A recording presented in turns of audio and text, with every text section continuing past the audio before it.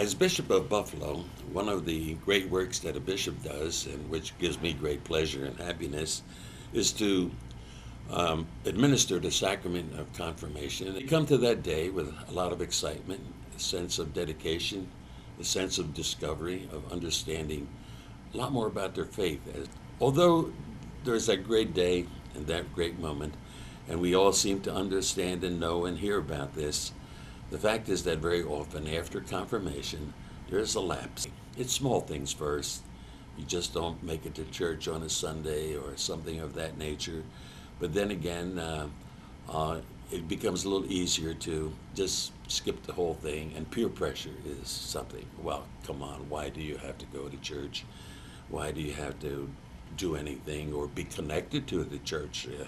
You can work it out with God on your own.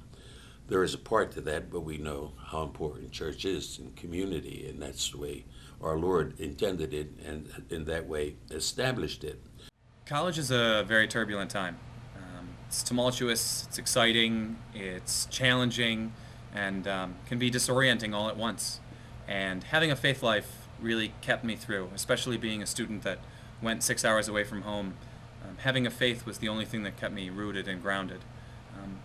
In short, college can really make or break a young person's faith, because it's the time when we get to make our own path and take what's been handed on to us and make it our own. It's really important for us to keep the students involved in their faith life throughout college, because it's really a time when students grow in an adult relationship with themselves. And it's really important to grow in your faith life and become grounded in your morals. I think one of the best things about our Catholic Church is how unwavering and constant they are through whatever's going on in your life. Our faith, and one of the beauties about it, is that it's universal, and that there's support. And during college, sometimes those are the years where you really feel like you need that support.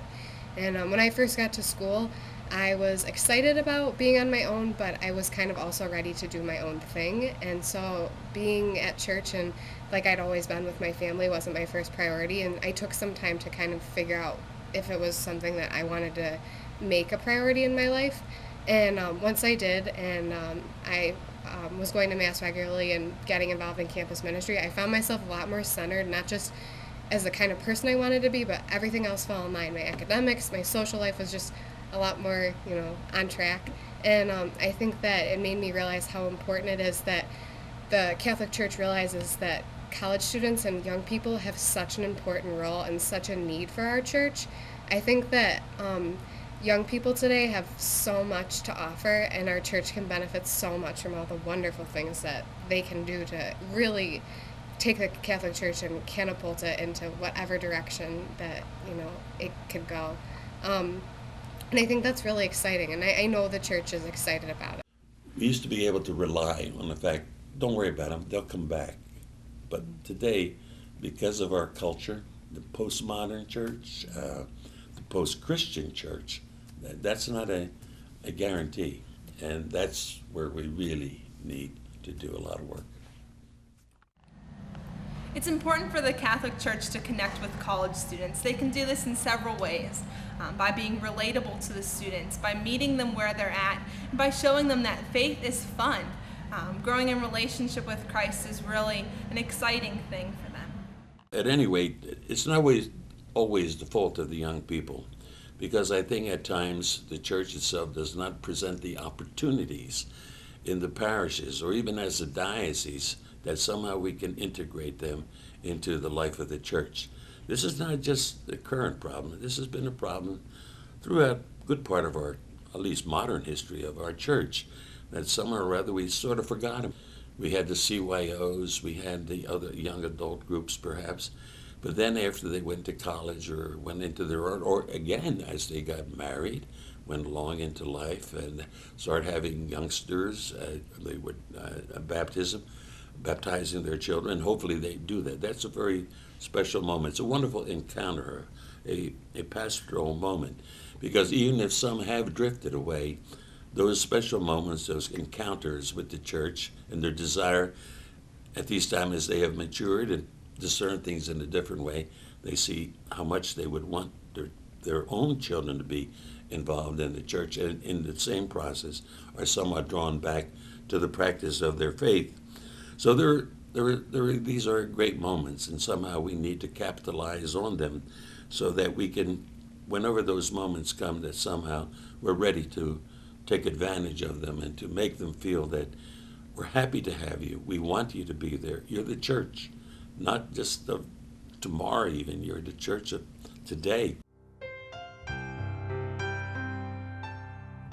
In every age, Jesus Christ is the light of all nations, with Christian men and women called to reflect the light of Christ, and in this way, to be light for the world.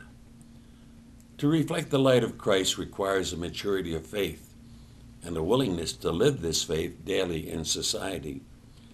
I join the Holy Father in affirming the essential dignity of young adult men and women, those in their late teens, 20s, and 30s, as sons and daughters of the light.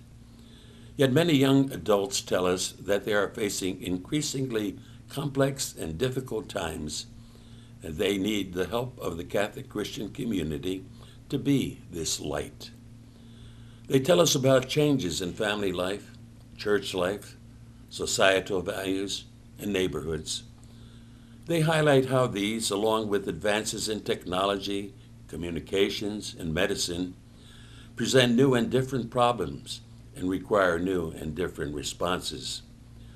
The bishops of the United States recognize these changes and realize that we must address them together in the church if we are to share the faith with the next generation.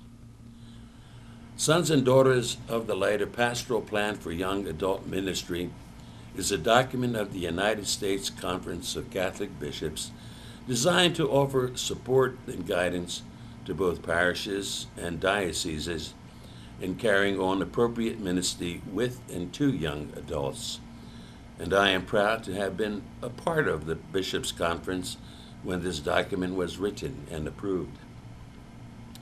Its four goals are, first, to connect young adults with Jesus Christ. Secondly, to connect young adults to the church by inviting and welcoming their presence in the Christian community. Thirdly, to connect young adults to the mission of the church in the world. And lastly, to connect young adults to a peer community in with their faith as nurtured and strengthened. These four pillars remain helpful guideposts for ministry with, for, and by young adults. I believe in the unique gifts of young adults and know that without their presence among us, our communities are not quite complete. And so it is my hope that local parish communities will welcome the young members into the center of parish life, where they can best share their light with everyone.